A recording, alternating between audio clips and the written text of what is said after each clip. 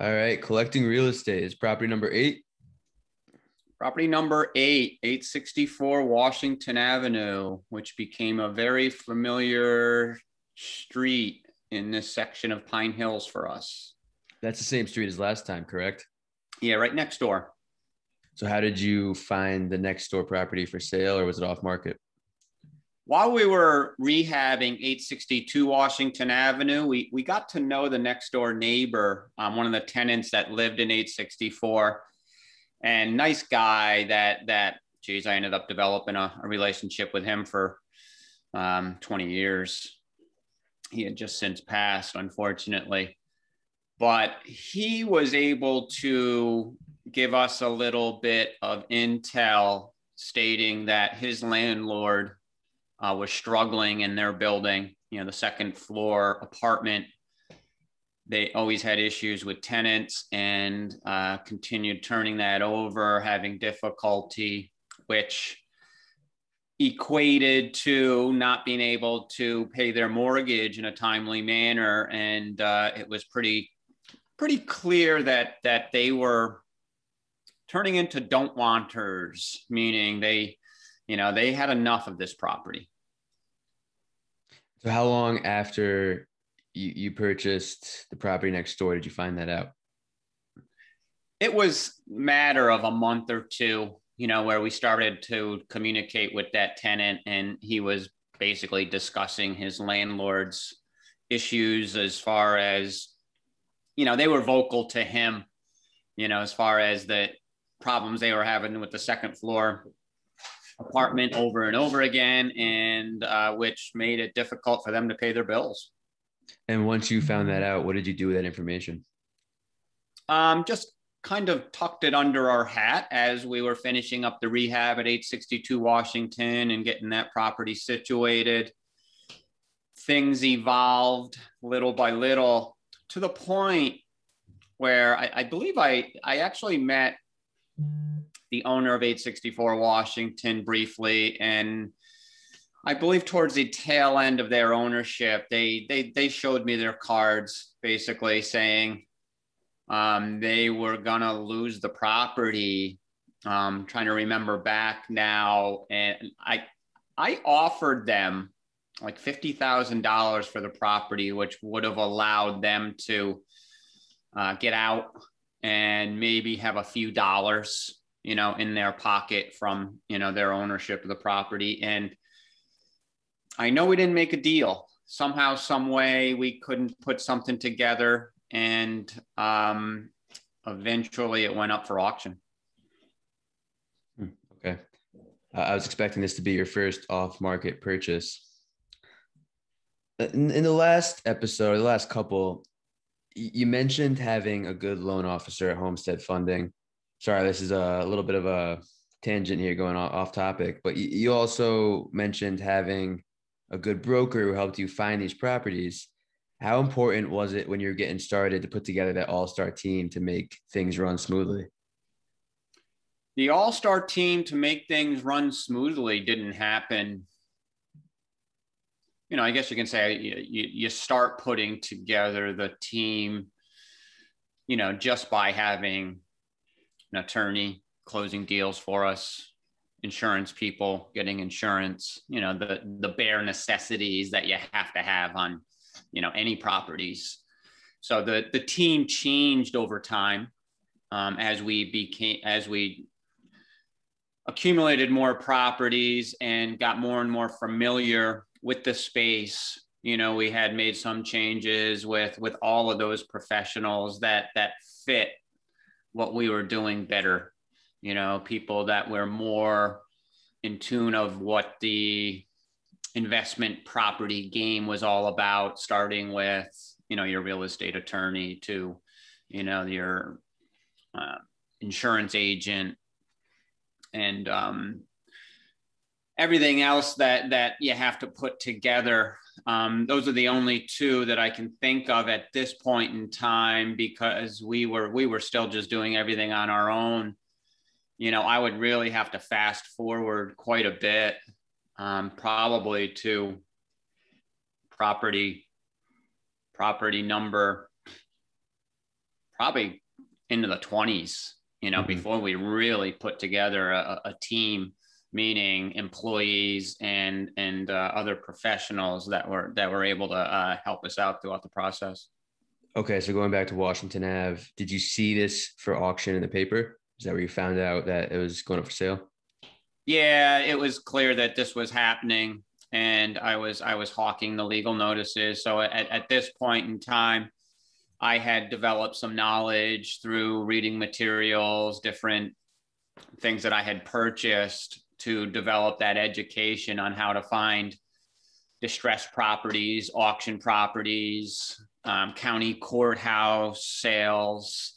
So I was looking in the legal notices of the local newspaper every day, specifically for this property, but at the same time, just going right through the legal notices, which basically advertise, whatever bank as the plaintiff versus, the homeowner who would be the defendant that hadn't been paying their mortgage note, and the property was being advertised to be sold at the county courthouse.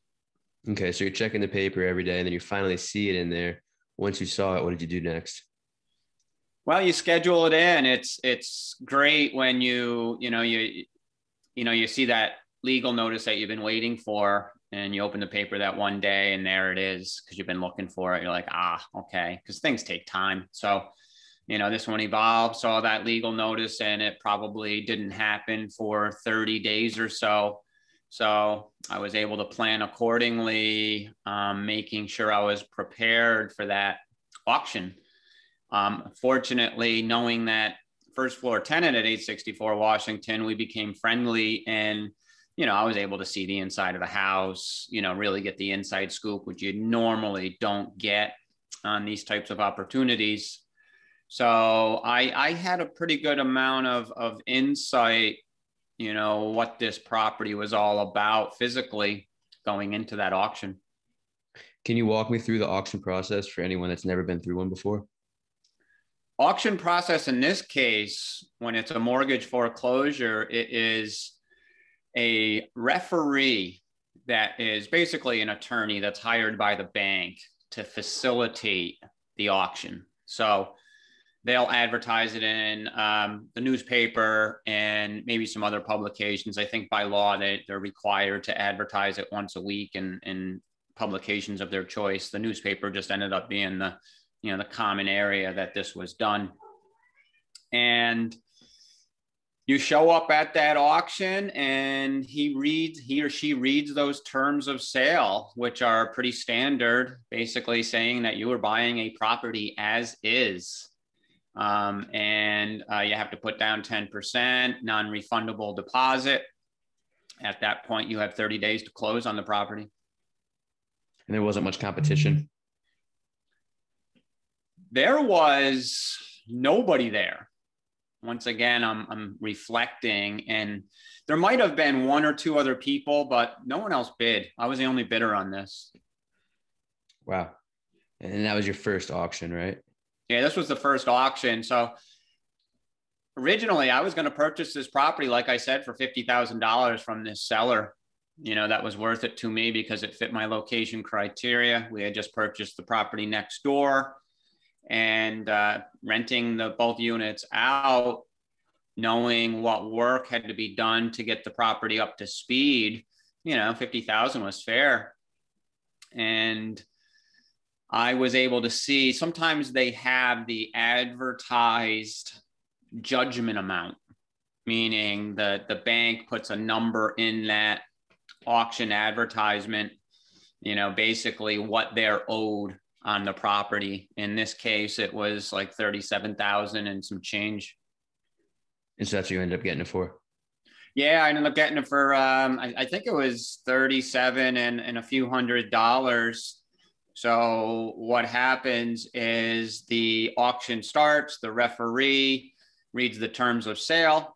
And in this case, and in many cases, the bank doesn't even send a representative to the auction, but tells the referee to start the bidding at that initial amount, which is basically saying the bank has made the first bid. So the bank makes that first bid at the judgment amount, and then the auction starts. If nobody bids on it, the bank has basically just legally purchased that through that next step of the foreclosure property for that judgment amount. Sometimes, you may have a bidder who will make that next bid, and there could be no one else there at the auction, but the referee or the representative by the bank may be directed to make another bid. And they'll have, a game plan where they'll go up to a certain amount and they'll stop, just like any other bidder would. In this case, they just made that first bid of that judgment amount, and that was all they were going to do. And I was there making that next bid. No one else was bidding, so I was the successful bidder. Okay, that was a really good walkthrough. How bad was it inside when you finally got the property and you're taking a look at what you need to do in there? Well, I had the inside scoop from that first floor tenant. So I had been in his apartment several times. His apartment was in, good shape. He lived there. He kept it very nice, and he was paying rent. So, no issues on the first floor. Second floor, just some cosmetics, nothing major. I believe we had to replace some kitchen cabinets and do some minor cosmetics. But this building, was a 1-bedroom on the first floor and a 2-bedroom on the second floor, not a whole lot of square footage. So, we probably only had to put $7,000 or $8,000 into the property to get it fully occupied, fully operating, and into the portfolio. Okay, so this wasn't a construction rehab again. How did you finance that $7,000-8,000 in the property itself? This is a fun story, because this is when we really have to get creative. So when we won at the auction, we put the 10% down, and we had 30 days to close. And being not a big purchase price, at that point in time, I had done a lot of reading and exploring on creative financing and thinking up resources to get deals done. So I had built up a large number of credit cards. So I was keeping them in my wallet for safekeeping until I had the opportunity to use them. So at that point, it's pulling out my, who knows how many, 8 or 10 credit cards, sitting down one day and calling all those customer service numbers on those credit cards and asking or confirming, verifying the terms of cash advances, fees that I was going to be charged for cash advances, the startup interest rates, when the interest rates might go up, because I did know that, these were credit cards, and I better really know exactly what I was getting into from credit card to credit card, because I was basically getting whatever money I could from each credit card that would be able to get me to purchase that property. So it ended up using 7 or 8 credit cards with cash advances to fund, a $37,000 purchase. That's a great example of creative financing, and it all worked out for you? Worked great. The idea was, this is what I learned. It's a pretty simple concept.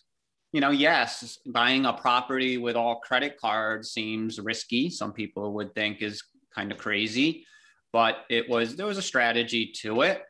I knew that we would make this purchase, do the minor fix-up work to get the property repositioned and rented. And, at that point, we're just seeking out conventional financing. So, we applied to the, normal bank that we had been getting loans from. And it was easy to qualify for this type of loan, this type of property with this amount of financing necessary. And we refinanced it, paid off the credit cards, probably put some money in our pocket at the time. So when you're refinancing, we probably refinance that with a purchase appraised value of, I would say $80,000-$90,000. So they gave us 80% loan, and we just had to pay off that 37,000 plus the 5,000 or 6,000 that we put into the property to get it up to speed. So we probably got a loan for like 60 grand. We were into the property for probably in the 40s. Put some money in our account. Fortunately, that conventional financing, the principal, interest, taxes, insurance, all those operating expenses, were still covered by the rents that we were receiving. So, this was my first case of over financing, where we now own this property 7 or 8 months after owning it. We now have $10,000 in our account, more than we had. And this property was supporting itself with the current rents. So we owned it. We were being paid to own this property. Yeah, a couple of things here. First, your average consumer is trained to think that debt is bad, but in credit card, cash advances, sounds like almost dirty words. Such a good example of how you can use that debt to your advantage and make a profit with it. And second, it sounds like you used a BRRRR method there before BRRRR method was a term. Yeah. I was just learning things as we went. Naturally, I had been doing a lot of reading and different authors with different specialties. So what I did realize very clearly was there's a difference between credit for business and credit personally. So very simple concept, where I don't use my credit cards to go to the mall and spend a lot of money. I use my credit cards for business. So it's the matter of letting credit take advantage of you in relation to you taking advantage of the credit. Such an important concept. Any crazy stories once you got going with this property? The only, this property ran pretty well for years. There was nothing major other than that guy next door, Carlos, who was our first floor tenant for 20 years. He was an interesting dude. He became a great friend of mine. When we were rehabbing 862 Washington Ave, and we were originally meeting Carlos, we would see him get out of taxis, get off of the bus, and Carlos dressed very smoothly. I don't know what there could be a lot of adjectives used, but our first impression of Carlos, another one of those fun times that me and my partner Greg had, as we're looking out the window, as we're doing work, watching him pass our property, go to his apartment, with his fedora, his suit on, the nice shoes, he looked like a pimp. Mm-hmm. And here we are, in the beginning of our careers being like, oh my God, we just bought 862 Washington and we have a pimp living next door at 864. And that was far from the case.